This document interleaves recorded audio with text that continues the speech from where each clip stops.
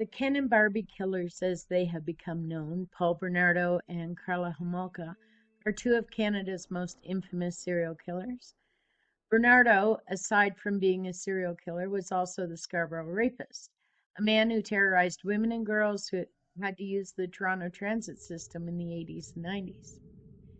His case was back in the news last year because the dangerous offender and convicted murderer and rapist had been transferred from a maximum security to a medium security prison. The crimes that this pair committed were horrific. We will review them only superficially here because the details would fill many books. The review just gives some context to where Ken Murray went wrong and what happened afterward. As the Scarborough rapist, Bernardo targeted girls and women who were traveling, mainly at night, in the city of Scarborough, which is now part of the city of Toronto. He would grab them, rape them, and then disappear into the dark. For years, police sketches of the suspect were everywhere in the city, and especially on the buses, subways, and streetcars. The TTC changed the rules about bus and streetcar stops to provide better safety and protection for women, including allowing buses to stop at any address on the route that they requested rather than only at a specific bus stop. The Scarborough rapist was not caught until after he and his partner in life and in crime, Karla Homolka, had raped, abused, and murdered 3 young women. Their first victim was actually Homolka's younger sister, Tammy. Tammy was drugged with animal tranquilizers by Homolka so that Bernardo and Homolka could rape her while she was unconscious. Her death at the time was ruled accidental. 6 months later, in June 1991, Leslie Mahaffey went missing outside of her Burlington, Ontario home. She was kidnapped, raped, tortured, and murdered by Bernardo and Homolka. Her dismembered body would be set in concrete and dumped along the shores of Lake Ontario. The following year, in April 1992, Kristen French went missing from the church parking lot in St. Catharines, Ontario. She had been kidnapped, raped, tortured, and murdered by Bernardo and Homolka. Her naked body was found in a ditch near Burlington, Ontario. There were at least 2 other women who were raped and tortured by the pair. The rapes and tortures were filmed by Bernardo and Homolka on 6 home videotapes. The murders of Mahaffey and French were not taped. Bernardo was arrested in February 1993 for the Scarborough area rapes. Ken Murray, who was a criminal defense lawyer at the time, was retained by Bernardo to defend him on those charges. The same month, police executed a search warrant on the home that Bernardo and Homolka shared in St. Catharines. They had access to the property for 71 days but did not locate the 6 home videotapes. On May 6, 1993, Murray, Carolyn McDonald, and Kim Doyle were given access to the house to gather Bernardo's personal belongings. Bernardo gave Murray specific instructions to locate the tapes. These were in a ceiling light fixture in an upstairs bathroom.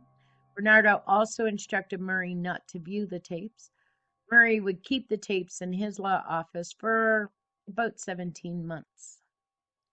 8 days after locating the tapes, Homolka entered into a plea agreement with Crown prosecutors in exchange for testifying against Bernardo.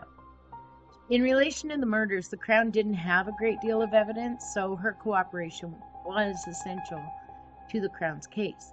She was given an extremely beneficial and very, very controversial plea bargain.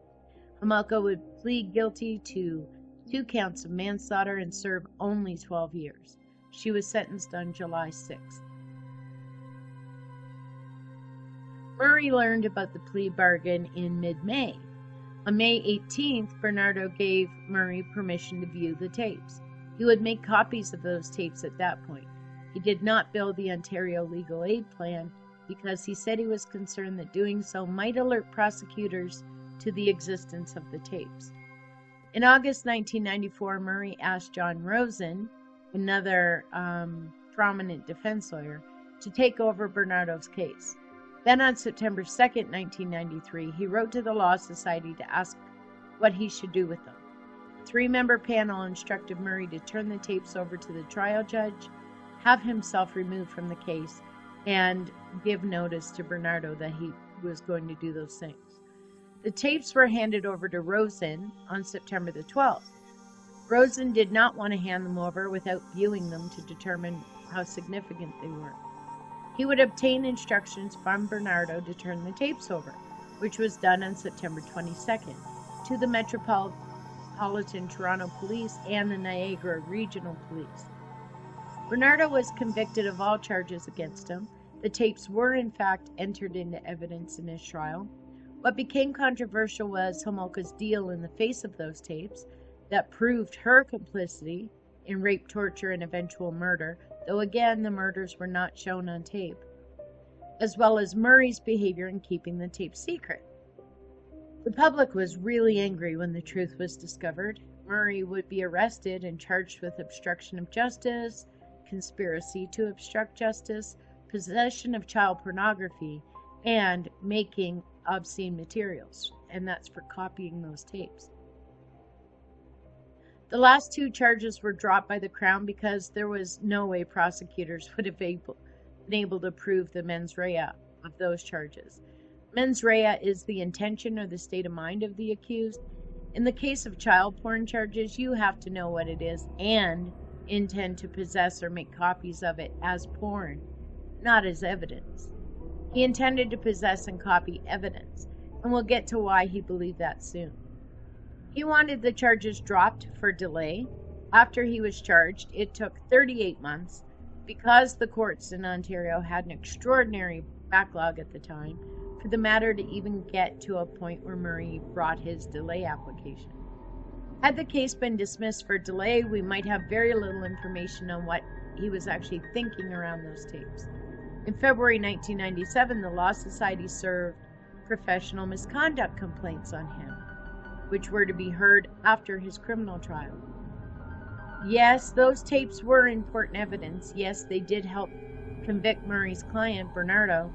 Yes, if they had been aware of the tapes, the prosecution might not have given Homolka such a sweetheart deal, but Homolka's evidence was still needed in the rape charges, and more importantly, to prove the murder charges against Bernardo. It was a deal with the devil, but sometimes, given only the information we have at the time, we have to deal with the devil.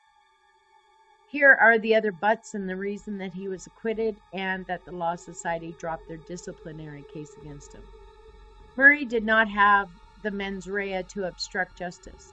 He had identified the tapes as evidence he could use to discredit Homolka, no matter how good or bad a strategy that was. Murray had also a legal and ethical obligation to his client, as disturbing as that might be to the public, to maintain his confidentiality and not act as a prosecutor to convict him. He had to balance the obligations he owed to his client with those he owed to the public to not commit crimes himself, to be honest, and to not pervert the course of justice. Sometimes lawyers have really difficult ethical choices to make, and Murray, at a minimum, sought out the advice of benchers, or very senior advisors at the Law Society, and when he did hand those tapes over, he provided that advice further to Bernardo's new lawyer. Murray believed that what he retrieved was evidence essential to his client's defense. It's twisted, yeah, because those tapes were going to help convict him one way or the other. However, if he could discredit Homolka and paint her as a full participant, who is also a person capable of committing murder, he might have been successful in convincing a jury that it was not Bernardo who killed the women, but Homolka. At the very least, he might have raised a reasonable doubt for his client on his client's most significant charges. That is what he was thinking. That was his mens rea, and that is not a criminal mens rea. That was not out of line with Bernardo's instructions. He admitted to the sexual assaults and the torturous abuses of the women, but he denied killing them. If the Crown had the tapes beforehand, he reasoned, they would have been able to prepare Homolka for cross-examination, and his effort to discredit her and point to her as the killer would have been diminished. Defense lawyers and even judges would slam his thinking on the issue. Rosen himself would say that any jury that viewed those tapes would have convicted him of sinking the Titanic, a quote that would later be reused at Murray's trial. So, yeah, those tapes were not the golden ticket that Murray seemed to think they were. Showing them would not help Bernardo at all, not even to discredit Homolka, who in any event admitted her role in the deaths at least to the level of manslaughter. If anything, they tended to back up her story, as vile and horrific as that story was.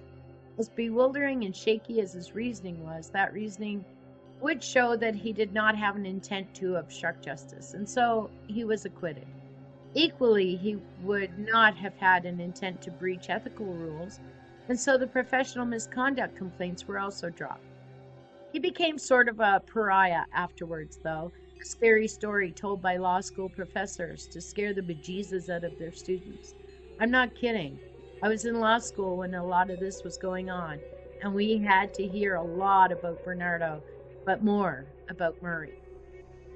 Scary story told to law students to drive the question of ethics to the forefront of their minds. That is part of Murray's legacy. The tapes were destroyed for good in 2001, all copies of them. In 2016, the Law Society would finally agree on new ethical rules for lawyers who handle incriminating physical evidence. This was a direct result, though long in coming, of Murray's dirty deed. The new rules prohibit lawyers from concealing, destroying, or altering any incriminating physical evidence. They cannot advise anyone else to do it either. It does not include evidence that's privileged.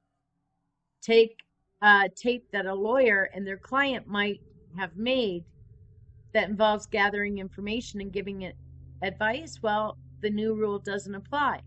Tapes that show your client committing a crime, the new rule applies. The new rule also makes it clear that a suspect can't just hand over incriminating evidence they have of crimes that they committed to their lawyers to have that protected from discovery by the authorities. So, no, here, lawyer, hang on to this envelope with the murder weapon in it for me, will ya? Thanks, bud. That's an exaggeration, of course. Hopefully, that example has never happened. But the rule applies to things like documents, recordings, and even electronic data. So if a client is accused of helping someone else forge a will, he can't put the will in an envelope, give it to his lawyer in the hopes of using the forged signature one day to discredit the other guy. I hope all of that made sense, and thank you for listening. If you're enjoying these videos and want more, don't forget to subscribe and turn on your notifications so that you don't miss any videos. Thank you for watching. We really appreciate it.